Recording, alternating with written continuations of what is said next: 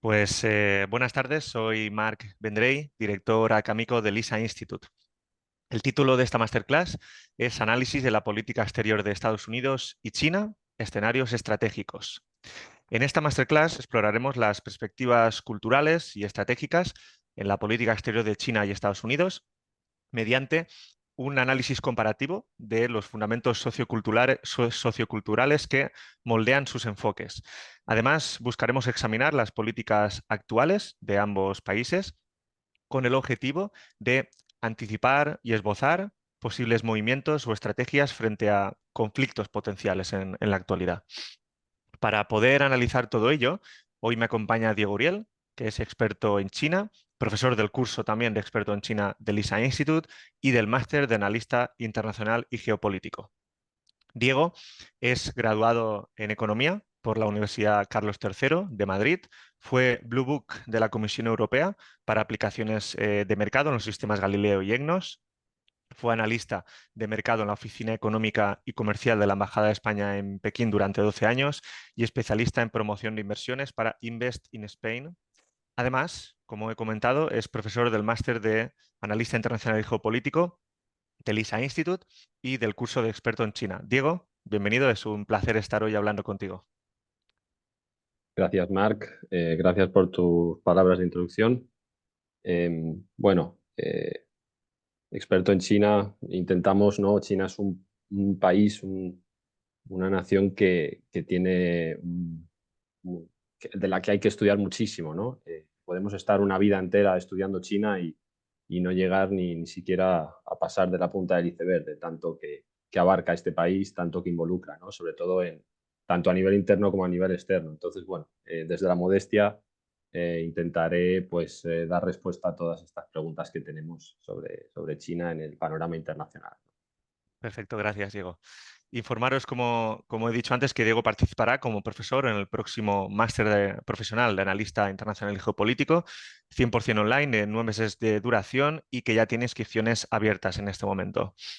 El objetivo de este máster online, con doble titulación universitaria, es preparar analistas internacionales que cubran la creciente demanda por parte de tanto empresas como instituciones públicas. Como no podía ser de otra manera, al igual que Diego, todos los profesores del máster son profesionales en activo en la materia, es decir, tenemos analistas internacionales, analistas de seguridad internacional, diplomáticos, procedentes tanto de organismos internacionales como de otros. Tenemos gente que ha trabajado en la Unión Europea, la OTAN, ministerios, Fuerzas Armadas, etcétera. Para más información podéis visitar nuestra web de lisainstitute.com.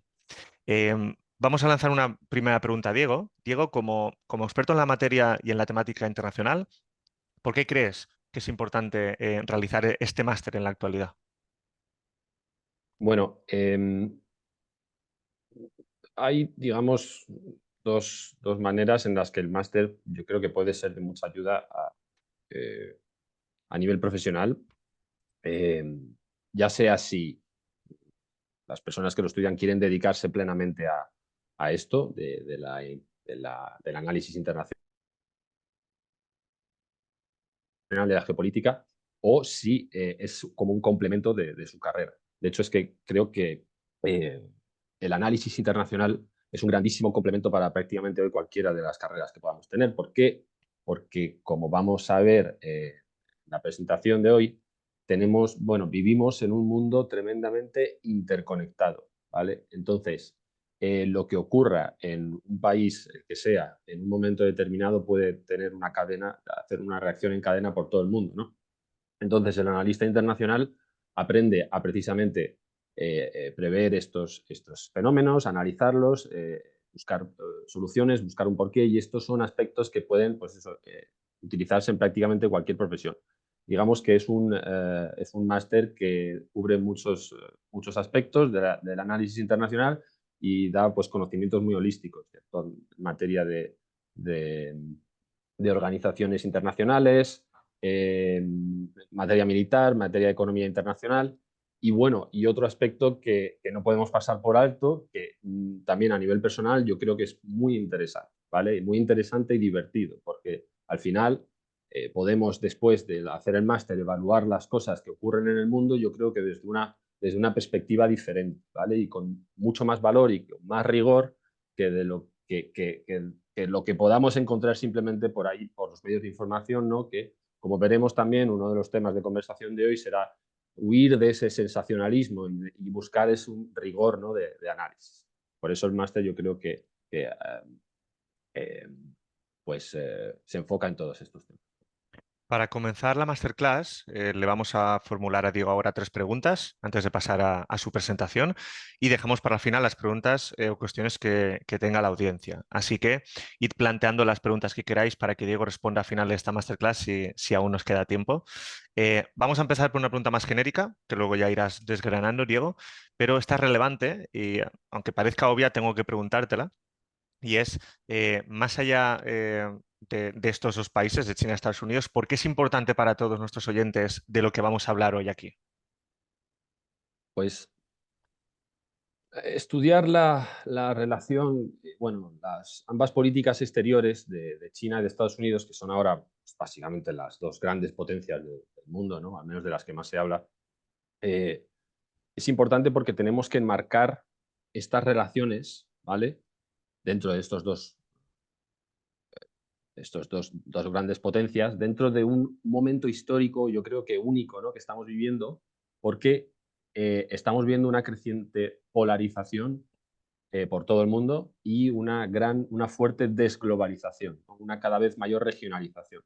Entonces, precisamente tenemos a varios actores que pueden estar acostumbrados a trabajar en un entorno de globalización determinado y al entrar en ese proceso de desglobalización, la verdad que esa interdependencia, ¿no? que tenemos entre todos se tambalea. Entonces, bueno, pues evidentemente la situación ahora, pues entre los dos países, pues hay muchas fricciones, ¿vale? Hay en general una evolución muy veloz de los fenómenos. Encontramos un equilibrio de poderes pues razonable y bueno, pues ¿qué pasa? Que tenemos pues eso, muchísima volatilidad en la opinión pública y esa polarización pues puede pasar factura a todo el mundo. Encontramos por eso nuevos poderes, ¿no? Fácticos en el mundo, como son la opinión pública. Hace 30, 40 años no teníamos Twitter, no había, una persona no podía desde su casa en no sé dónde eh, tuitear algo y hacerse viral o famoso y tener poder en cambiar esa opinión pública, ¿no? Y eh, pues vemos también que esa interconexión hace que tengamos un escenario que no es el de la Guerra Fría, no es ese escenario de los bandos, de los bloques a los que estábamos acostumbrados en la segunda mitad del siglo XX, sino que hay un grandísimo comercio entre ambas potencias. Y bueno, pues nos encontramos ante un escenario en el que los países son conscientes de que tienen que convivir, ¿vale? Y bueno, como vamos a ir viendo más adelante. Perfecto. Hablando del tema de convivir y de las fricciones que hemos hablado, explícanos un poco cuál es el estado actual de la relación entre Estados Unidos y China, porque como has comentado, tienen sus fricciones, pero también están obligadas a convivir. De hecho, hay un dato muy interesante que es que en Estados Unidos, después de los estadounidenses, el mayor número de investigadores en las universidades son chinos. Entonces, hay un gran intercambio, ¿no? Entre ambos países en diferentes ámbitos y temáticas. Pero explícanos un poco, Diego, cuál es la actual relación entre estas ambas potencias. Exacto, pues además esto que mencionas es un aspecto importante de lo que analizaremos luego del poder blando, del soft power, porque pues hay muchos investigadores de origen chino que están en Estados Unidos, pero no al revés. Entonces, esto es algo que ambos países tienen que trabajar, ¿no? Em, este desafío de la convivencia, ¿no? Es un desafío y al mismo tiempo es una oportunidad, porque hay mucho que ganar entre todos. Em, Tenemos que tener en cuenta que las cadenas de valor hoy en día de las empresas son muy globales, son tremendamente globales, ¿vale? Esa conexión está vinculada al crecimiento del PIB, al consumo interno, a aspectos de seguridad nacional como el de los microchips y los F-35. Y bueno, pues tampoco olvidemos que China no es Rusia. China necesita importar bastante comida, bastante alimentos y bastantes hidrocarburos. Entonces, China no goza ahora mismo de esa autonomía estrategia estratégica que le gustaría y bueno, pues se ve obligada, entre comillas, a buscar ese nivel de convivencia con los Estados Unidos y viceversa. Estados Unidos a su vez tiene buenas necesidades y necesita pues hacer que el entorno global sea más fácil para todos, ¿no? Dentro de su idiosincrasia que luego veremos que parte desde la hegemonía.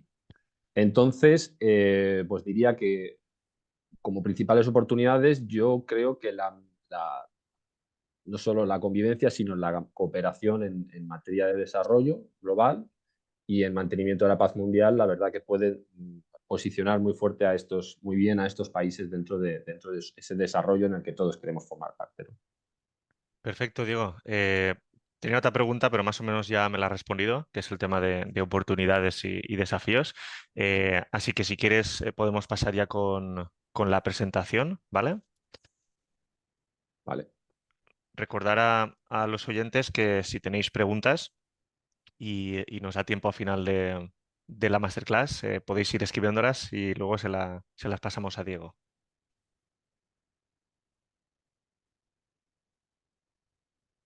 Vale. Perfecto. ¿No? Aquí. Vale, pues vamos a hacer un análisis de la política exterior de Estados Unidos y China. Escenarios estratégicos. Había otro título en el tintero, ¿no? Que era, para que veamos un poco por dónde va a ir, que era dándole forma a el orden mundial construido por los Estados Unidos, ¿no? Reshape, dando forma de nuevo al orden mundial construido por los Estados Unidos.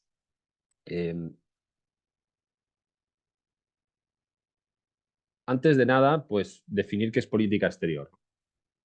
Que lo englobe todo, porque al final son varias materias, son varias ciencias y no es estrictamente una sola cosa. Podemos definirla como el conjunto de decisiones, acciones y estrategias adoptadas por un Estado, entidad política, en relación con otros actores en el ámbito interno. Incluye relaciones económicas y comerciales, relaciones militares y relaciones culturales. Y como vemos, estas cuatro pilares de la política exterior suelen ser los departamentos principales de las embajadas, ¿vale? Un poco de teoría sobre la política exterior para sentar unas bases de conocimiento. He seleccionado estas dos teorías clásicas. Me parecen muy interesantes para explicar lo que estamos viendo hoy en día.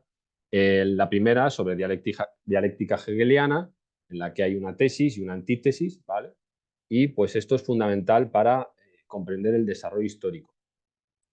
¿Por qué? Porque nace una rivalidad, evidentemente, por unos recursos, por lo que sea. Esto crea tensiones, las tensiones desembocan en conflictos, pero los conflictos tarde o temprano desembocan en alianzas o en algún tipo de equilibrio, de orden mundial, ¿vale? Creo que es una forma muy certera de explicar desde un punto de vista teórico cómo interactúan los países. Digamos, es como esa evolución, ¿no? De todo. Y luego, pues hay otra corriente que es muy interesante, que es la del realismo político, ¿no? Donde se dice que todo es una anarquía internacional y hay una competencia por el poder y la seguridad en un entorno sin una autoridad central. De esto se habla mucho hoy en día, se habla mucho de esa gobernanza global, ¿no? Que digamos que no se ha obtenido todavía. Y hay muchísimas cuestiones, pues lo podemos ver en numerosas ocasiones, sobre no se ponen de acuerdo con aspectos climáticos, aspectos de la ley del mar, ¿no? De las Naciones Unidas, un montón de cosas en las que no existe esa gobernanza global del todo, o al menos como se necesita, y surgen esas tensiones. En este sentido, las alianzas pues, serían la mejor forma de contrarrestar esas amenazas y maximizar los intereses nacionales. Que no se nos olvide que la política exterior lo que representa, en muchísimas ocasiones, si no en todas, representa los intereses de esa nación, ¿vale? Que eso no se nos puede olvidar nunca, sobre todo porque vamos a ver cuál es el caso de China y de Estados Unidos. Vale, antes también de empezar a analizar, es importante poner en contexto a cada país. cada país es, evidentemente, es totalmente diferente, pero esto no significa que sean diferentes porque en uno se coma una cosa o en uno haga un clima determinado. Son diferentes porque los países pueden partir de una fundación moral totalmente distinta del otro. Y esto al final, pues, afecta, condiciona el carácter, la personalidad de ese país y de sus dirigentes. Y al final los dirigentes también son seres humanos, aunque a veces se nos pueda olvidar, ¿no? Y esas raíces culturales y sociales influyen muchísimo en la forma de tomar decisiones. Podemos entonces, como analistas, identificar patrones y tendencias y, sobre todo, aprender de los errores y los éxitos, ¿vale? Que es estudiar la historia. Muy importante en relaciones internacionales y en política exterior, conocer la historia de los países. Y no me refiero solo a la historia de los últimos 30, 40 años. Vamos a hacer un ejemplo, vamos a poner en contexto qué país es China. Evidentemente, voy a caer en un montón de sobresimplificaciones, por motivos de tiempo es imposible que podamos ahondar mucho más en estos temas, me encantaría porque son muy interesantes, pero vamos a dar algunas pautas, ¿no? Para entender un poco, poner un poco de empatía, ¿no? Un poco de contexto de por qué somos así, ¿no? Em, para empezar, China tiene una identidad cultural lineal y milenaria, ¿vale? De esto se habla muchísimo, es una de las cosas que más resuenan, ¿no? Eh, pero es, bueno, imaginemos que en Europa, ¿no? En Europa nunca hubiese caído el Imperio Romano, no hubiésemos entrado en la Edad Media, pues básicamente el sistema en China es algo muy similar, esa identidad nacional invariable, ¿no? Con algunos, evidentemente, picos, pero la identidad del pueblo chino, de esa legitimidad que le da esa invariabilidad de su nación y de su cultura es tremendo y eso pues, pesa mucho también en el panorama internacional, ¿vale? Esto lo que genera es un gran arraigo cultural, que evidentemente hay que estudiarlo, hay que estudiar qué es el confucianismo, qué es el estoicismo a la china, qué es el taoísmo, cómo influye esto en la toma de decisiones, en la forma de ver el mundo, ¿no? Porque los países ven el mundo de una manera que no tiene por qué ser la misma con la que vemos el mundo en otra parte del planeta, ¿no? China, de hecho, es que uno de los nombres es el país del centro, del Middle Kingdom, porque eh, pues por, historia china, China ha sido siempre para ellos el foco de la civilización, ¿no? El centro de la civilización y han tenido, pues digamos, un expansionismo hacia adentro. China no se caracteriza por ese expansionismo que conocemos, ese imperialismo que conocemos a lo mejor a la alemana, a la japonesa, hacia afuera, ¿no? De la conquista, ¿no?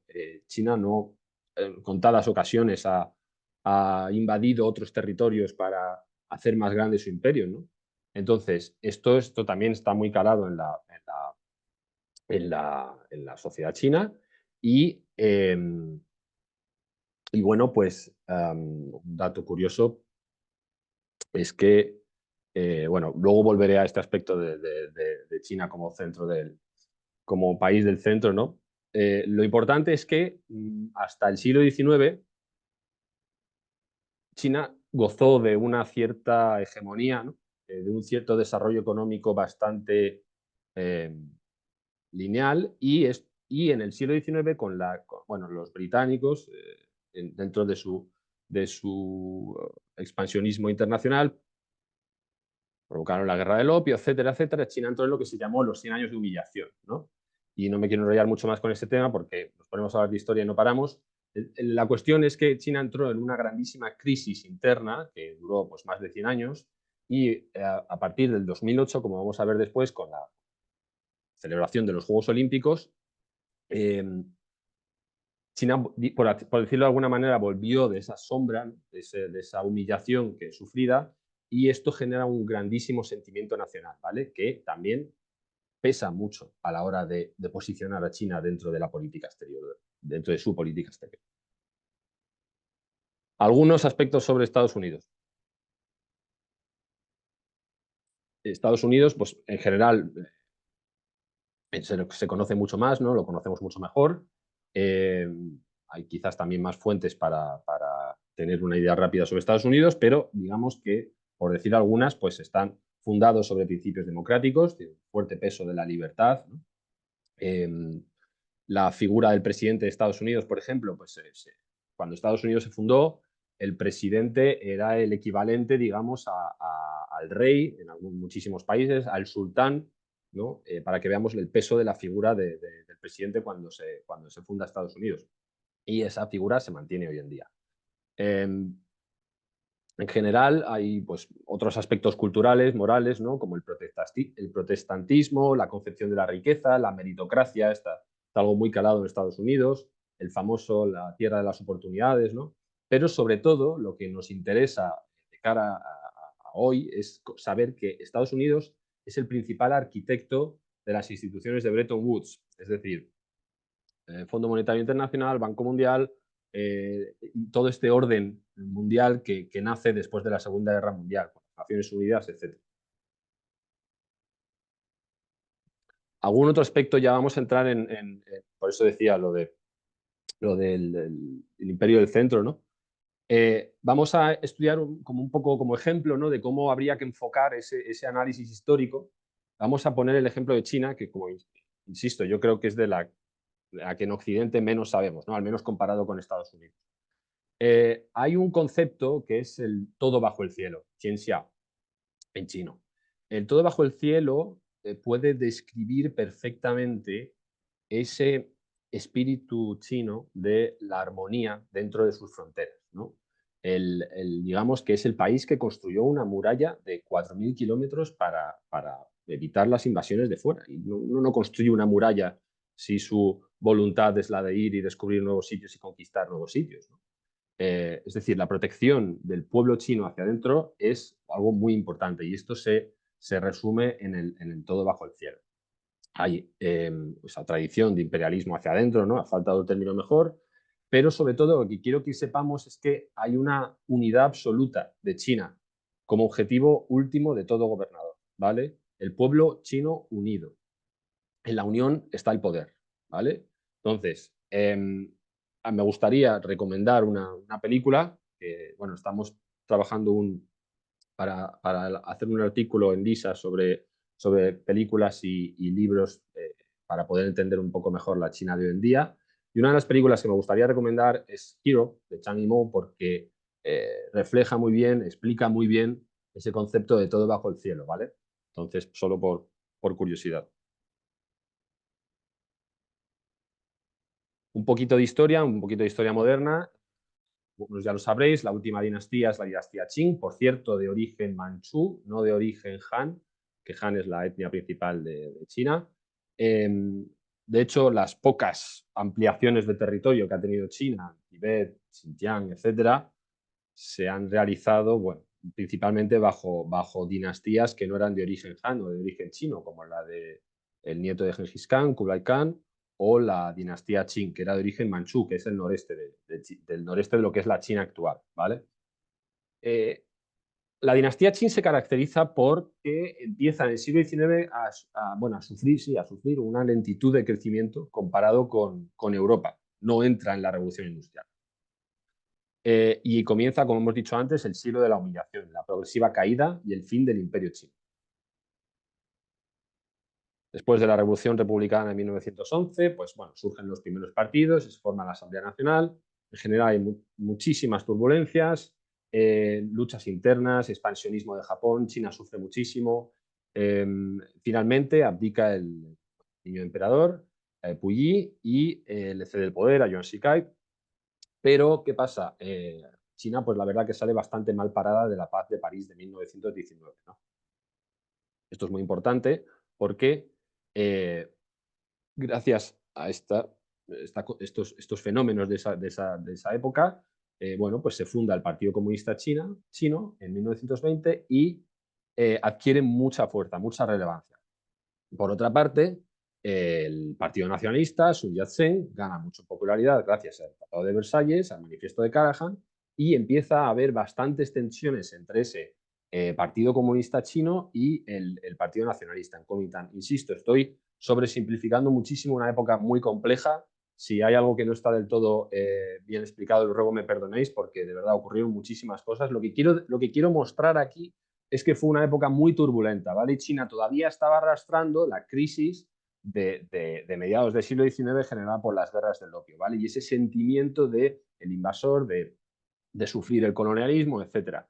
Se inicia la guerra civil en el 97 y, bueno, pues con el hito de la larga marcha de Mao Zedong en el 34 comienzan el conflicto más intensamente y termina en el año, paran en el 1937 para hacer frente a la invasión japonesa, ¿vale? Esto es muy importante.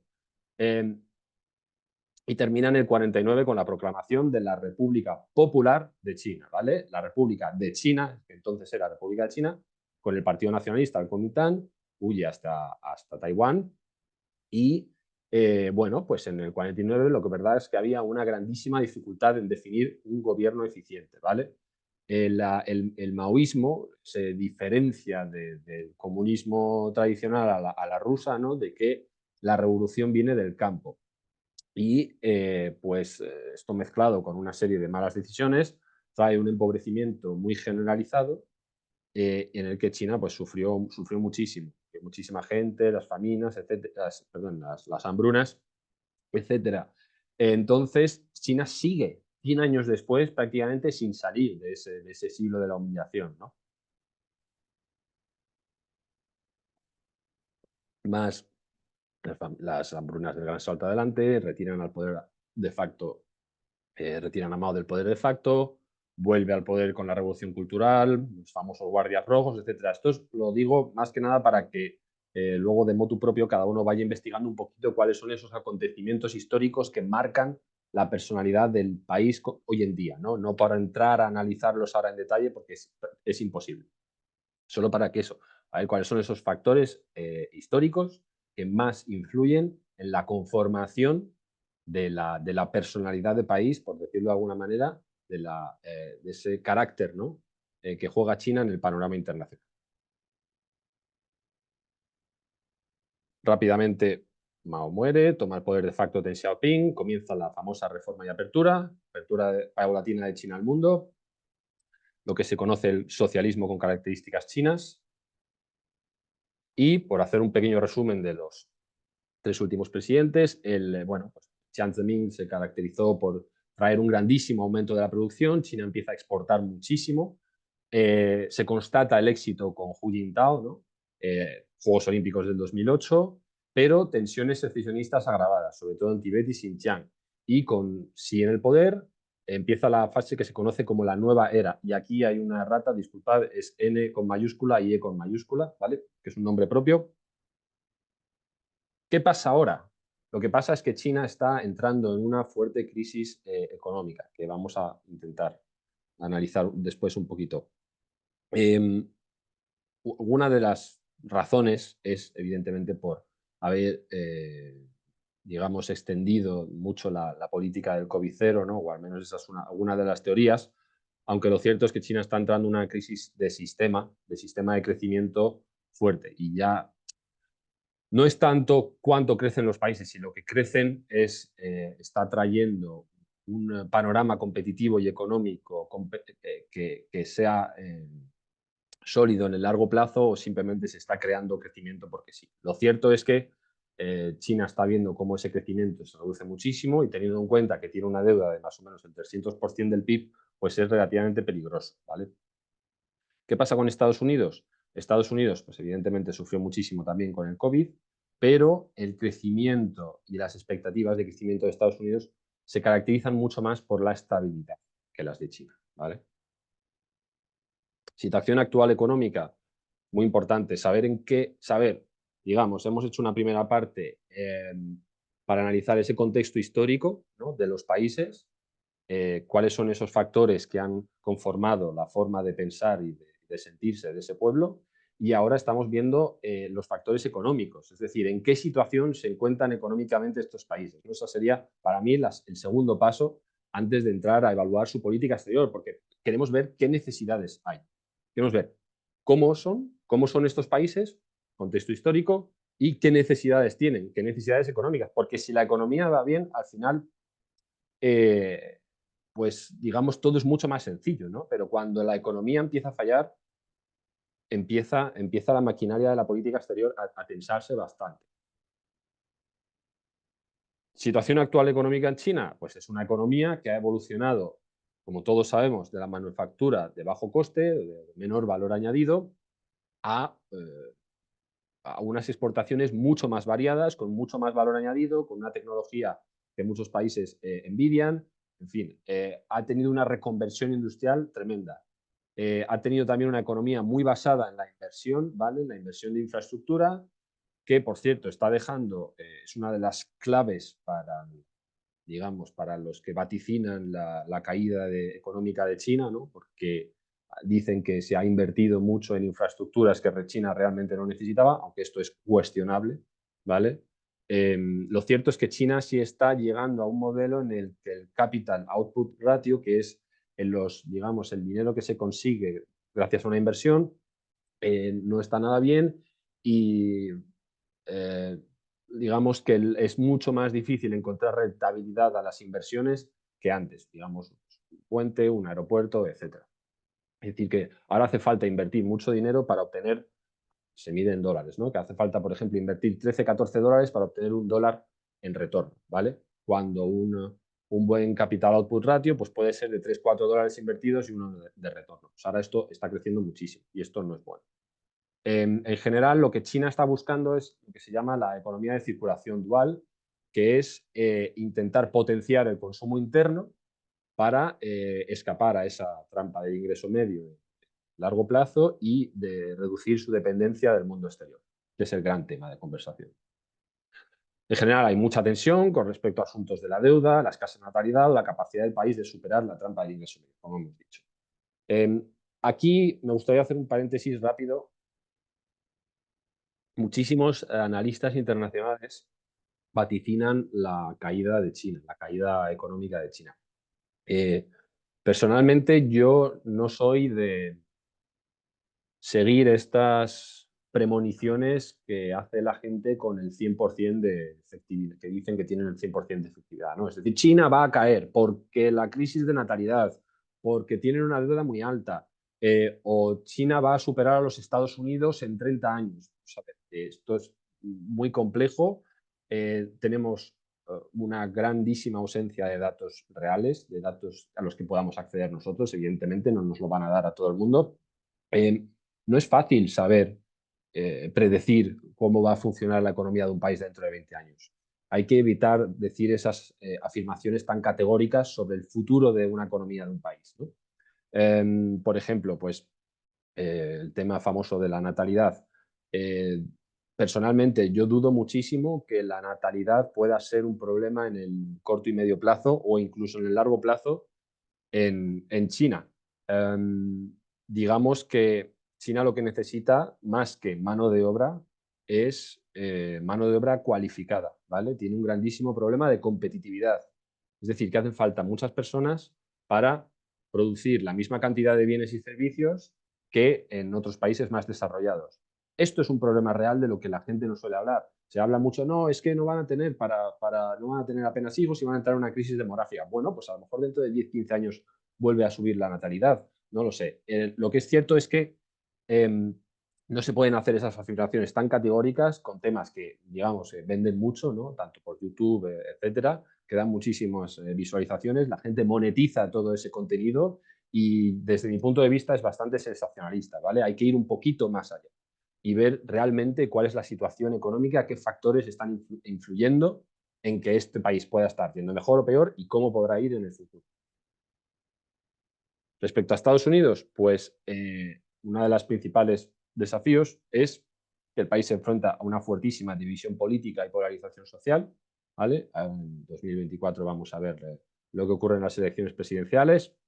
Hay, bueno, hay recientes problemas de inflación, que es cierto que ya está bajando bastante, y hay un grandísimo problema, bueno, yo ver así, muchos analistas están de acuerdo en que hay una creciente desigualdad económica en Estados Unidos y, bueno, pues el país se enfrenta, digamos, a importantísimos desafíos de cara a la desglobalización y la regionalización mundial, ¿no? Porque, como habíamos visto antes, es uno de los arquitectos del el orden mundial que conocemos desde el final de la Segunda Guerra Mundial. Y pasamos a la parte 2.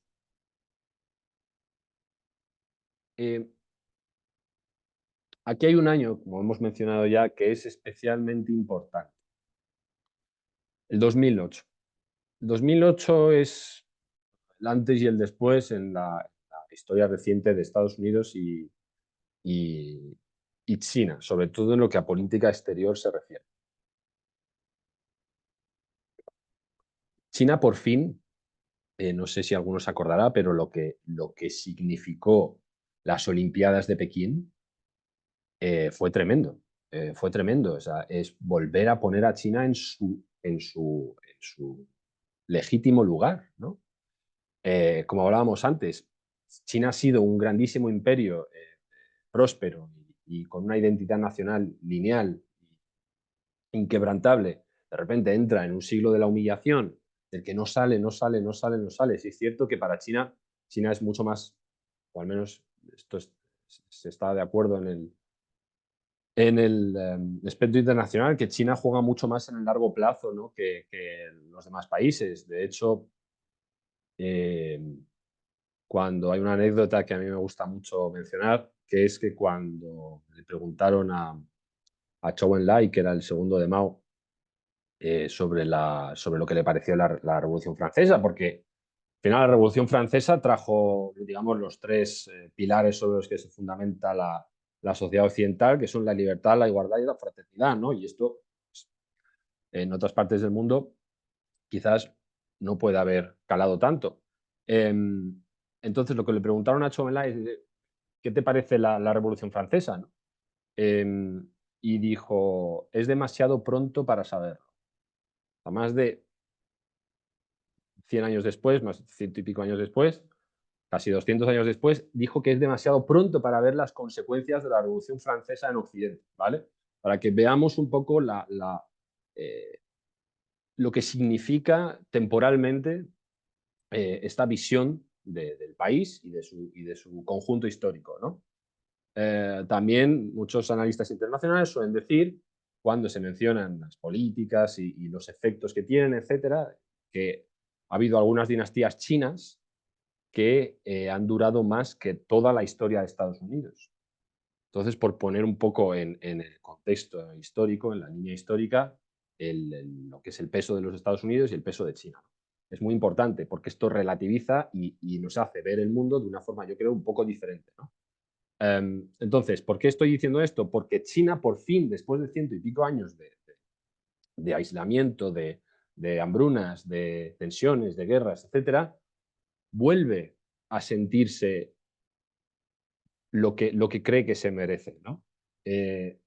Vuelve a sentirse que tiene su papel en el mundo, que se le respeta, que están donde deberían estar, ¿no? Y nunca deberían haberlo dejado. Entonces, esto para China es tremendo, es la vuelta de las sombras absoluta. ¿Qué pasa? Que justo en el mismo año estalla la crisis de deuda y de inmobiliaria en Estados Unidos y en todo el sistema occidental, de la cual, por cierto, China se esquiva muy bien.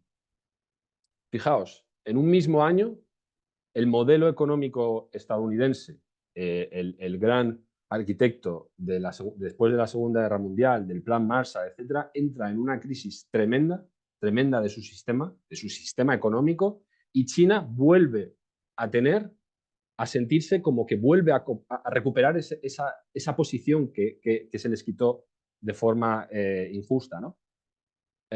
Es tremendo lo que ocurre en este año, también para el pueblo chino, para el pueblo americano y en general para lo que va a pasar después en el mundo.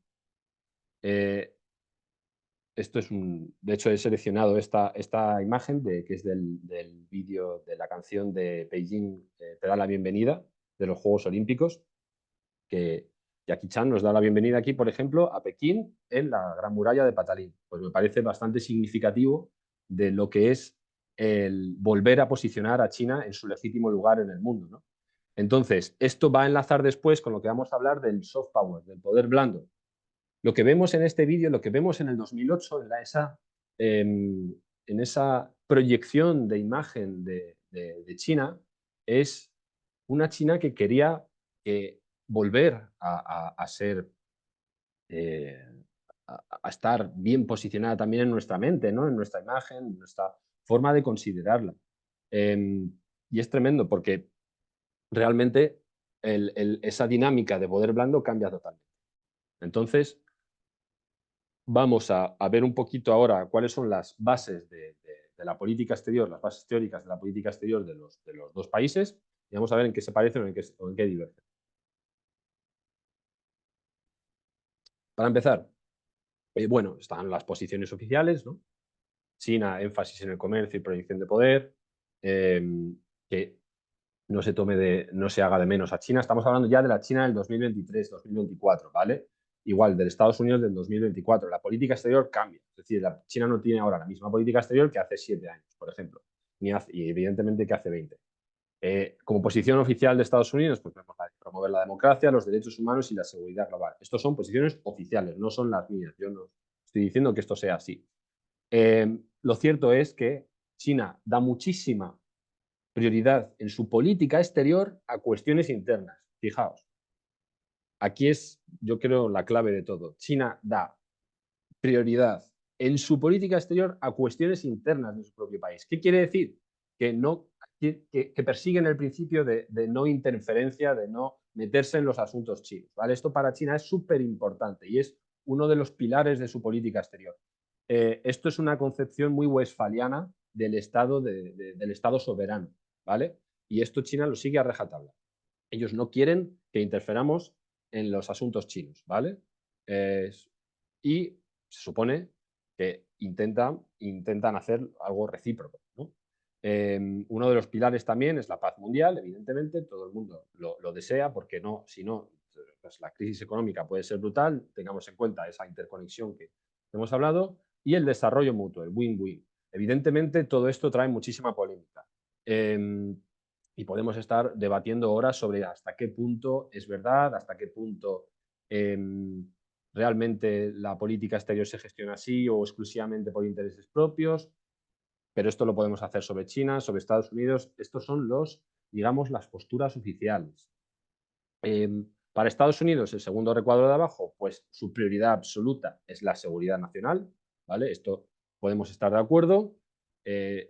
Otra prioridad es la prosperidad económica, tanto de Estados Unidos como la del mundo. Digamos que ese mensaje, ¿no?, estadounidense de hacer del mundo un lugar mejor. Insisto, todo esto podríamos debatir, son las posturas oficiales. No estoy intentando analizar si hasta qué punto es verdad o no. Siguiendo, lo cierto es que Estados Unidos y China tienen varias estrategias y objetivos en su política exterior. China tiene un enfoque ahora claro en la proyección de su poder militar, ¿vale? Como forma de consolidar su posición como potencia regional y global. Esto es bastante nuevo, relativamente hablando. No ha sido así siempre. De hecho, podemos ver la inversión en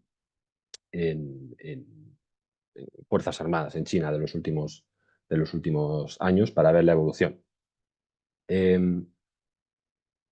China busca hasta cierto punto desafiar la hegemonía estadounidense, ¿no? Y esto a Estados Unidos, pues al final son potencias que chocan, y Estados Unidos pasa del, digamos, engage but hedge, que significa involucrarse pero limitar, ¿vale?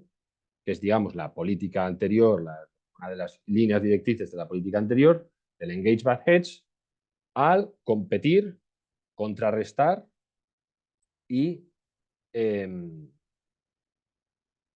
y contener, ¿vale? Fijaos, gracias a este nuevo paradigma chino como competidor a la hegemonía regional y global, Estados Unidos tiene que cambiar ligeramente tiene que cambiar su política exterior, y esto está constatado. Es decir, es así. Por ejemplo, uno de los mayores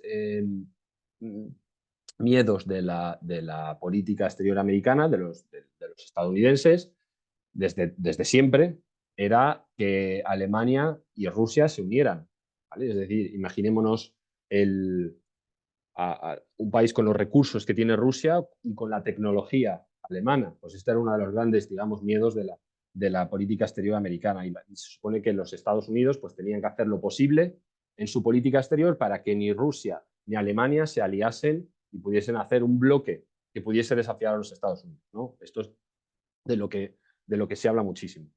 Pues ahora ocurre, digamos, con China. Y, por supuesto, también con las posibles alianzas entre Rusia y China. Y esto me parece bastante curioso mencionarlo porque cuando ponemos en Google, esto cuando lo saqué al menos era así,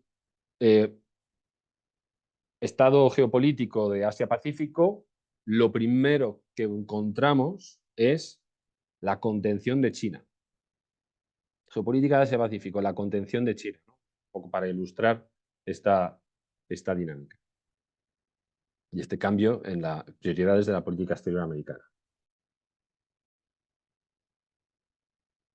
China en general, pues muestra mucha asertividad en las regiones Asia-Pacífico, en eso estamos de acuerdo, en el mar de China Meridional, en el mar de China Oriental, todo ese reclamo de territorios disputados, la construcción de infraestructuras militares en islas artificiales es una de sus prioridades como proyección de poder y también como aseguración de suministros y de rutas estratégicas, ¿vale?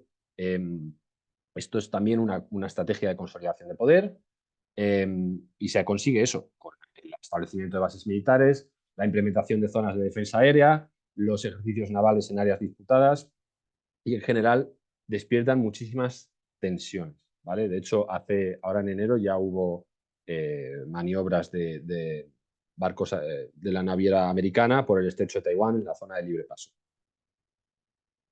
Sobre Estados Unidos, pues tiene sus prioridades también en seguridad nacional, como vemos, fruto de esa historia de liderazgo global. Juega un papel central en organizaciones internacionales como la ONU, la OTAN y el Fondo Monetario Internacional, y lidera grandes desafíos en cooperación internacional, ¿vale? Se enfoca mucho su política exterior en amenazas globales, en el terrorismo, en combatir la ciberseguridad, la proliferación nuclear, y se enfoca en construir alianzas globales. ¿Qué pasa? ¿Cómo responde Estados Unidos ante esa ascensión china? Pues me gusta empezar aquí siempre con esta anécdota, pero que es bastante significativa, que es la visita del general MacArthur a la isla de Taiwán, una visita de iniciativa personal en 1950 para contener el auge del comunismo, ¿no? Hasta hoy en día, como acabamos de mencionar, las maniobras de la Armada Americana por el estrecho de Taiwán. Hoy lo que Estados Unidos busca es ese mantenimiento de su posición dominante, ¿vale? Y la contención de China y Rusia. Súper importante. ¿Por qué? Porque hay un conflicto, como todos sabemos, subyacente por Taiwán y las cadenas de valor y de los microchips, que no vamos a hablar porque lo sabemos todos muy bien. En general, hay otro tema que es muy importante y del que yo creo que dentro de unos años se va a hablar mucho, que son las tensiones por los recursos submarinos. Entonces, aquí sí me gustaría mencionarlo más que lo de los microchips, que es lo que se conoce como la minería de mar profundo, deep sea mining. Pues resulta que en el fondo del mar hay muchísimos recursos naturales que sirven para para suministrar de recursos, de inputs a estas industrias, a estas nuevas industrias de energías renovables, baterías, etcétera. Entonces, en el futuro puede ser uno de los grandísimos choques entre Estados Unidos y China por el control de estos recursos. Además, que está generando, que se dice que tiene un grandísimo impacto negativo hacia el medio ambiente, en fin, que es un tema que va a dar mucho que hablar. Y entramos en el famoso soft power, el poder blando. Soft power es la idea de proyectar un país. La idea es que esto es súper importante porque en ese grandísimo debate China versus Estados Unidos, no se nos puede olvidar que China hoy en día no goza del poder blando, de esa capacidad de influencia que tiene Estados Unidos en el mundo, ¿vale? Entonces, podríamos definirlo como también la idea de proyectar un país como democrático, abierto, civilizado, era abierto, civilizado, amigable y, por supuesto, armonioso. Esto China está muy interesada en hacerlo también, ¿vale? ¿Qué pasa? Que, bueno, pues como ahora veremos, la diferencia del soft power que proyectó China después de los Juegos Olímpicos y durante los Juegos Olímpicos con el soft power que, digamos, que está proyectando ahora, que es más un hard power, es abismal. O sea, quiero que cada uno haga un análisis interno sobre cuál es el soft power que vemos en la China del 2008 y cuál es el soft power que vemos en la China de hoy en día. Es totalmente, puede ser totalmente diferente, ¿no? Y se está de acuerdo en que lo es.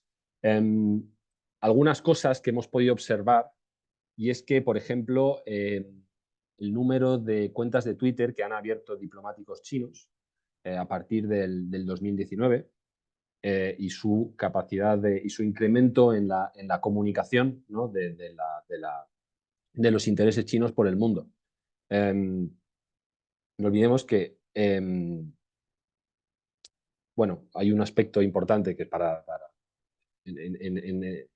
perdonad, en el análisis internacional se conoce en política exterior a la política china reciente como Wolf Warrior Diplomacy, ¿vale? Esto es un término acuñado, popular, que nace de ese, digamos, de esa creciente intensidad de las relaciones diplomáticas chinas con el mundo.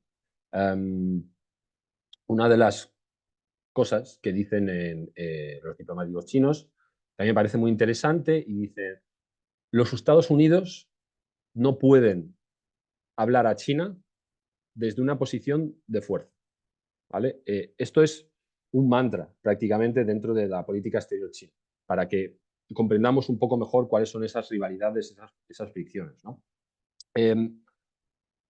Entonces, existiría quizás la posibilidad de que a los Estados Unidos le preocupe que efectivamente, porque aquí ya entramos un poco en lo que sería el terreno de la especulación, ¿no? Cuando hablamos de soft power y de cómo puede influenciar. Existiría esa posibilidad de que a los Estados Unidos le preocupe pues que al final, que efectivamente el mundo actual está, digamos, formado a través de un liderazgo americano, ¿no? Y que China pueda suponer un rival para ellos. Existe la posibilidad de que a Estados Unidos le preocupe bueno, en fin, que Occidente siempre tendrá un problema de credibilidad, ¿vale? No, perdón, disculpa. Lo que pasa es que los países tienen un grandísimo problema de credibilidad, ¿vale? Entonces, enseguida vienen esas preocupaciones. Por ejemplo, con China. ¿Hasta qué punto, digamos, influye el lavado de imagen, ¿no? En el soft power, en la creación del soft power internacional? Lo que pasa es que en China, para Occidente, pues siempre tendrá un problema de credibilidad, ¿no? Entonces, volvemos a ese soft power como parte de ese tercer poder, digamos, que decíamos que es la opinión pública, ¿no? Y China tiene ese problema de credibilidad por defender o apoyar en cierta medida a Rusia y Corea del Norte, ¿vale? Lo que está claro es que a China le interesa ser neutral, es uno de sus digamos, como hemos visto antes, pilares de su política exterior. Pero desde Occidente nos cuesta creer que China quiera realmente ser neutral, porque de hecho es que, pues por ejemplo, cuando todo el mundo Occidente está sancionando a Rusia por la guerra de Ucrania, China ahora está importando hidrocarburos rusos, ¿no? Entonces, esto desde el punto de vista occidental, desde el punto de vista americano en este caso, supone un grandísimo problema de credibilidad en esa dialéctica de la neutralidad, ¿no? Esto lo que genera son tensiones, simplemente estoy describiendo, ¿vale? Pues, a ver, algún otro aspecto es que esto del soft power da para muchísimo que hablar. De eso yo creo que es lo más relevante en lo que está ocurriendo en el mundo hoy en día. Lo que no podemos obviar tampoco es que China está entre los países menos valorados, menos apreciados por los norteamericanos, junto con Irán y Corea del Norte. O sea, hasta Rusia, se dice en las encuestas que está mejor valorada por los americanos que Rusia. Entonces, ¿hasta qué punto influye este lavado de imagen en que y China no se está preocupando en hacerlo por el mundo? ¿Vale? Esto es una pregunta que nos tenemos que hacer. Evidentemente no es fácil de responder, pero ¿hasta qué punto a China le convendría, dentro de su política exterior, profundizar un poco más en ese lavado de imagen que, digamos, le diese más credibilidad para conseguir mayor soft power y mayor influencia en esos mercados o en esos países en los que China quiere proyectar su capacidad internacional, ¿no? Y bueno, pues algún otro aspecto así sobre el soft power, digamos que tenemos que salir de la idea de cuando valoramos nosotros también como parte de la opinión pública, ¿no? Tenemos que salir de esa idea del etnocentrismo, ¿no? De valorar cómo China proyecta su imagen según nuestros estándares y según nuestra moralidad. Y bueno, y otro asunto que a mí me interesa mucho, que es esta frase: parece débil cuando eres fuerte y fuerte cuando eres débil.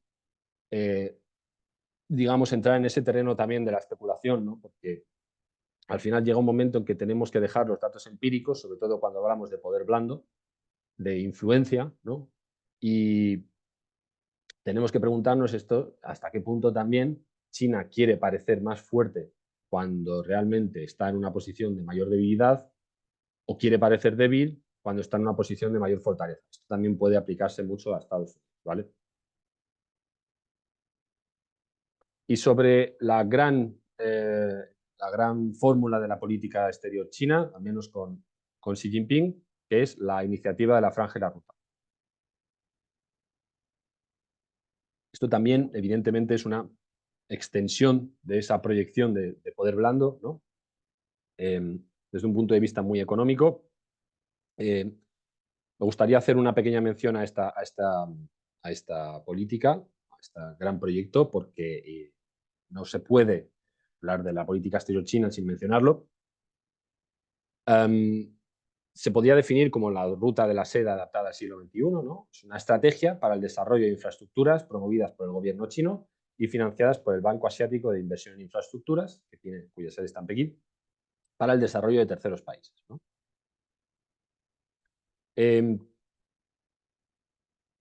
Se trata de una forma de que China pueda expandir su influencia económica y política. Antes hablábamos de esa proyección de poder militar, ahora China también lo que necesita es expandir esa influencia económica y política, ¿vale? Es muy importante que lo haga y que lo haga bien. ¿Cómo lo hace? A través de la financiación de infraestructuras con un marcado interés geopolítico, como vemos, por ejemplo, con el puerto de Guadar o con otros proyectos de infraestructuras. Son infraestructuras de energía, minería, construcción. ¿Qué pasa? Que esto, evidentemente, trae muchos desafíos y críticas, ¿no? Volvemos a esta slide, ¿hasta qué punto, ¿no? ¿Hasta qué punto el Belt and Road influye como lavado de imagen? ¿Hasta qué punto China realmente está interesada en el desarrollo de esos países? ¿O hay, pues, digamos, un abuso de poder o alguna agenda, digamos, paralela, ¿no? Que no sabemos? Lo cierto es que se le critica, hay muchas críticas hacia el Belt and Road, como que significa una trampa de deuda para los países receptores de esa inversión, de esa financiación, ¿no? Y que China luego se reserva los derechos de cobro. En fin, esto se debe a falta de due diligence, o de estudios de viabilidad. Yo lo que recomiendo aquí es estudiarlos caso por caso. Digamos, algunas de las críticas más comunes que podemos ver de esos observadores internacionales es que pues, hay una pobre gestión del riesgo de los proyectos, que se trata de subsidios distorsionadores a empresas estatales chinas, está gracias a esos subsidios distorsionadores de la competencia, ¿no? Que hay muchísima corrupción en los gobiernos locales. Lo cierto es que hay varias preguntas que nos tenemos que hacer para poder evaluar esta herramienta de la política exterior china, ¿vale? Que es, para empezar, ¿quién financia? ¿Se hace a un tipo de interés comercial o concesionario? Es decir, un tipo de interés mucho más bajo que el que hay en el mercado. En caso de que China, entre comillas, se quede algo, ¿es por no poder pagar la deuda con China? ¿China paga una suma extra por adquirir el uso o disfrute de bienes o suelo cuando a lo mejor no pueden pagar la deuda del país? Todas estas preguntas parecen que no se aplican, pero realmente si vamos una por una con cada caso, podemos ver cómo hay un denominador común, ¿vale? Por ejemplo, el dinero del arrendamiento del puerto de Hambantota en Sri Lanka se destina a pagar la deuda con China o a pagar otra deuda del país, ¿vale? Porque es que no podemos simplemente decir que el dinero digamos, que el dinero que se paga a China o el dinero que el dinero que paga China al país por los arrendamientos va para pagar su deuda. A veces China hace concesiones y eso el país lo utiliza para pagar su deuda que tiene con otros países. Y esto va hacia donde quiero ir. Es decir, se acusa generalmente a China de hacer caer al país en una trampa de deuda. Y lo que tenemos que ver aquí es hasta qué punto esta deuda que tiene el país con China pesa dentro de su deuda general. Porque a lo mejor, si esto supone el 80% de la deuda del país, evidentemente es un factor grande, ¿no? Pero si supone un 4, un 5%, un 10% de la deuda, toda la deuda externa que tiene el país, y China solo es responsable de ese 10%, pues a lo mejor China no tiene tanto poder para caer en para infligir, digamos, esa trampa de deuda, ¿no? Todos esos datos hay que mirarlos, insisto. Y por entrar en esto por seguir con este aspecto de la interdependencia, bueno, antes voy a hacer un pequeño mención al caso de África, ¿no? De China en África. También, pues, hay muchas críticas, hay mucha polémica sobre el papel de China en África, ¿no? Lo cierto es que no podemos asumir que China simplemente llega a un país y dice, me interesan estos recursos y voy a hacer todo lo posible por quedarme con ellos, ¿no? Tenemos que saber cosas, no solo como estas preguntas que hemos visto, sino realmente hasta qué punto, o sea, hacer ese análisis para ver hasta qué punto esto se trata de una posición, abuso de posición dominante, o o el pueblo africano está también ganando de esas infraestructuras, ¿no? Porque, claro, tienen alternativa los países africanos para acceder a esa financiación. Son muchas, como insisto, son muchas preguntas las que nos tenemos que hacer para saber si realmente China está cayendo en esa trampa de duda con los países de forma sistemática, ¿no? Como decía antes, intentar huir de ese sensacionalismo y buscar un poco más ese rigor para estudiar caso por caso, ¿vale? Insisto, me gustaría poder hablar de esto mucho tiempo, daría para varias charlas, ¿no? Pero ahora no podemos. Simplemente marcar esa serie de pautas que debemos hacernos, debemos cuestionarnos para analizar todas esas herramientas de la política exterior. Y que no se nos olvide un aspecto también cultural respecto a esas inversiones de infraestructuras de China en África. Que China y África tienen una historia bastante reciente de lucha contra el colonialismo. Y esto, por ejemplo, en Europa no lo tenemos, en Estados Unidos tampoco. Y esto es un elemento que une, de alguna manera, a China y África, ¿vale? Eh, Esto no lo podemos pasar por alto en el análisis internacional. No podemos pasar por alto esos elementos históricos del contexto, ¿vale? Que pueden hacer que dos países, por alguna razón, tengan un mayor nivel de compenetración en algunos aspectos, ¿vale? Es como parte de ese todo. Y ya por ir terminando, veamos un poco esa cooperación y rivalidad entre China y Estados Unidos. Como decíamos, hay una grandísima interdependencia económica y competencia estratégica en áreas como la tecnología, la seguridad, la ciberseguridad, el control de recursos naturales.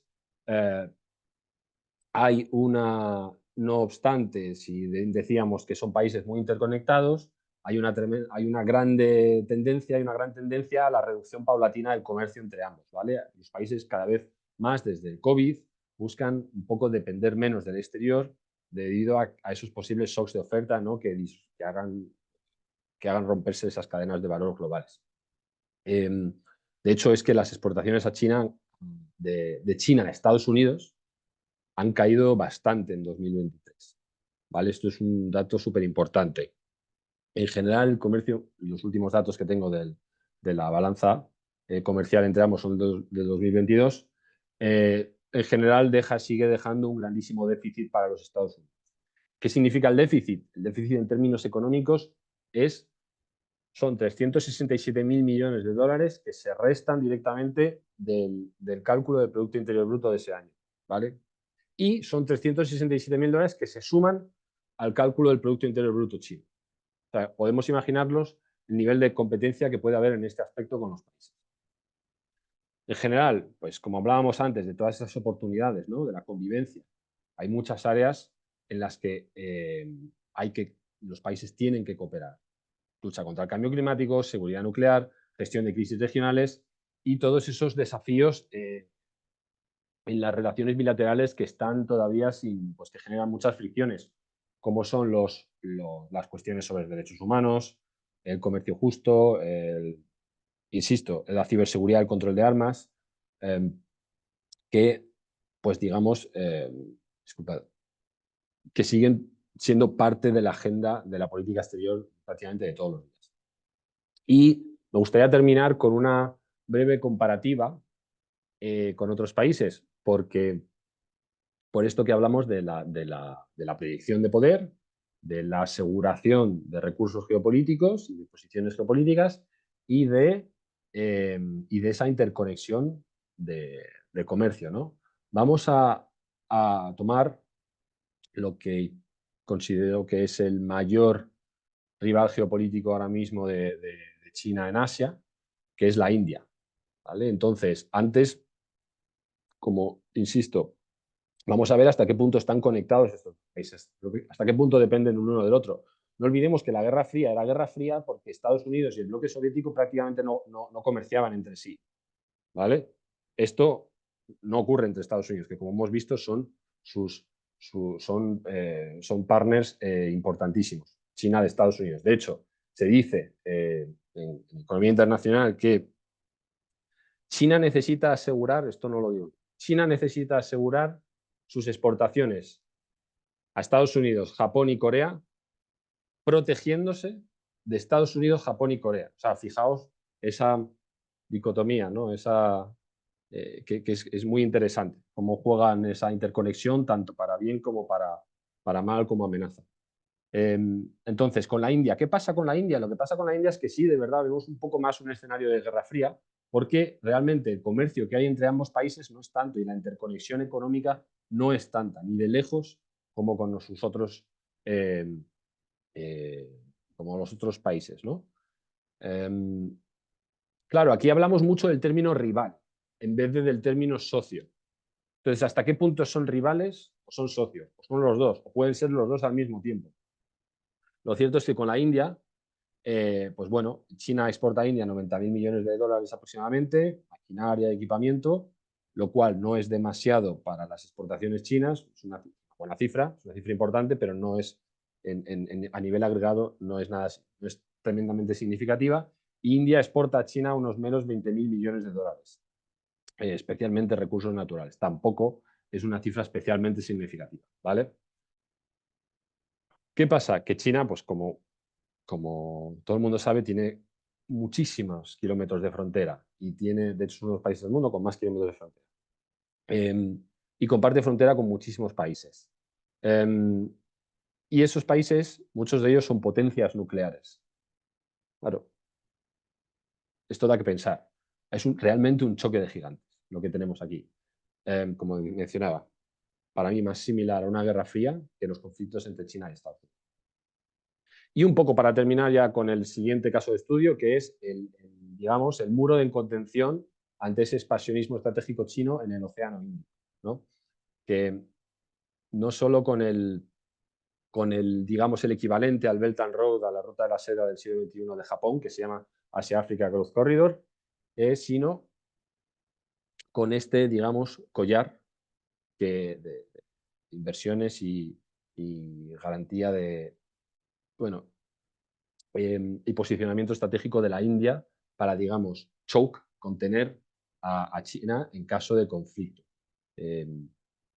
No olvidemos tampoco que China en Asia Pacífico tiene grandísimos problemas de credibilidad, ¿no? Entonces, que la India esté jugando de esta manera, pues la verdad que es muy interesante, porque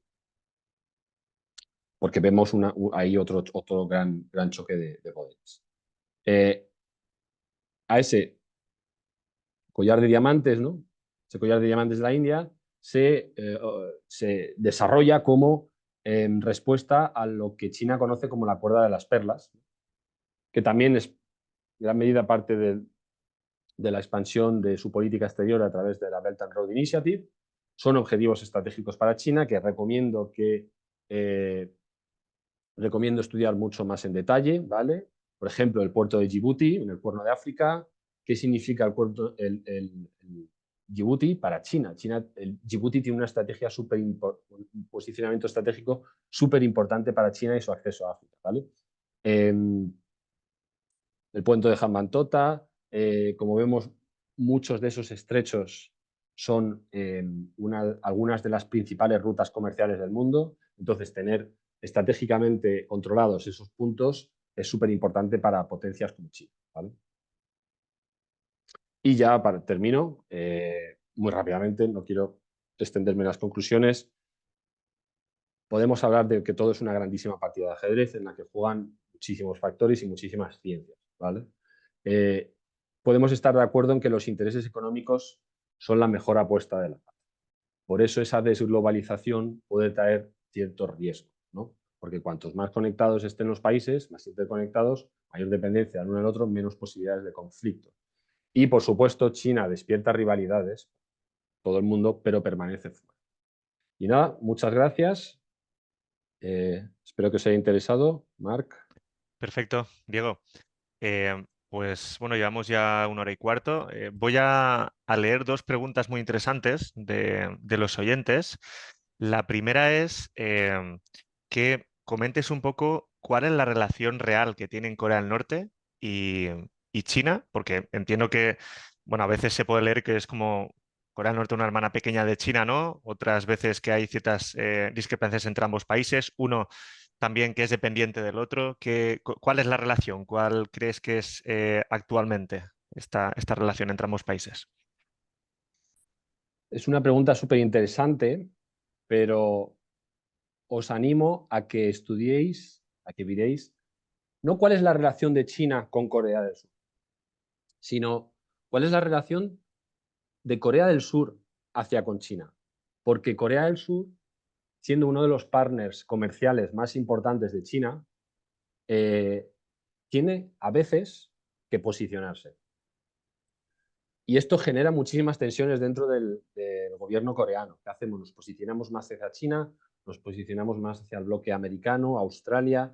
En general, yo creo que para responder a esta pregunta lo mejor es analizar un poco mejor cuál es la dinámica dentro de Corea del Sur como país que es un grandísimo exportador, que tiene una tecnología muy puntera, ¿no? Que China lo necesita, como hemos visto.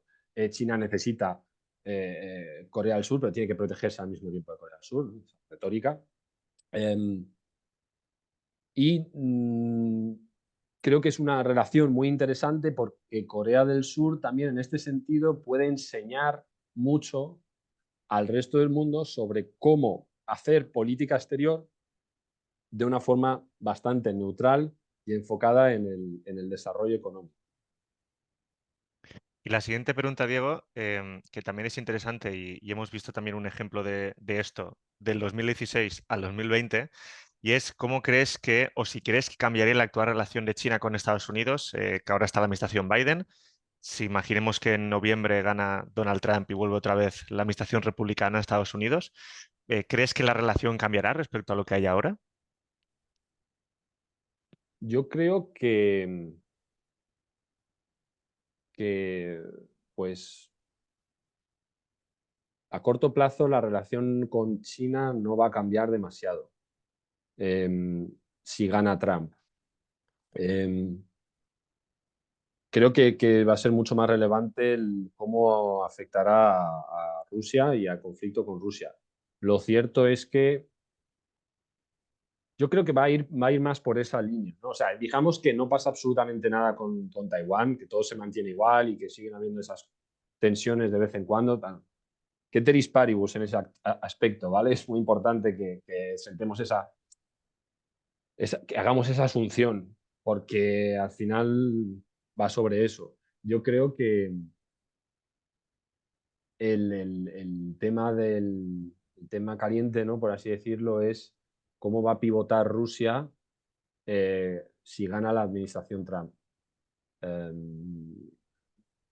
Digamos que si Rusia sale muy mal parada de la guerra, todavía más de lo que está, realmente a China le interesa.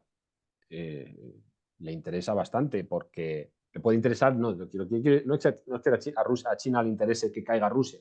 Lo que quiero decir es que China puede encontrar bastante interés económico en las posibles exportaciones rusas a China, en los recursos rusos. Digamos que obtener acceso a los recursos rusos es uno de los grandes sueños de prácticamente todos los emperadores de los últimos 200 años. Napoleón, Hitler, querían llegar al suelo ruso, sabiendo que es una de las tierras con mayores recursos de la Tierra, sí, uno de los países con mayores recursos de la Tierra, y no lo consiguieron. Claro, ¿podría China, digamos, ante una potencial caída absoluta de Rusia, hacerse con todos esos recursos? Pues bueno, yo creo que esto es algo que no podemos descartar del todo. Excepto, ¿qué va a pasar? La verdad es que esto es muy impredecible y si la administración Trump fuese una administración predecible, yo creo que no habría demasiado debate hacia el tema, pero lo que sí se ha podido demostrar es que no lo son. Entonces, igual un día vuelve a haber otra guerra comercial, igual puede, el potencial de outcomes que puede haber en este sentido es brutal. También es cierto que precisamente lo que la administración Trump buscaba de alguna manera con esa guerra comercial era reducir, bueno, vamos a darle un golpe a China en ese sentido porque sus exportaciones le estaban haciendo, digamos, daño económico a China, a Estados Unidos, ¿no? Y, y lo cierto es que esas exportaciones se están reduciendo y se están reduciendo como consecuencia de esa autonomía estratégica que buscan los países, no tanto por los aranceles extra que puso Trump en su momento y que luego la administración Biden continuó.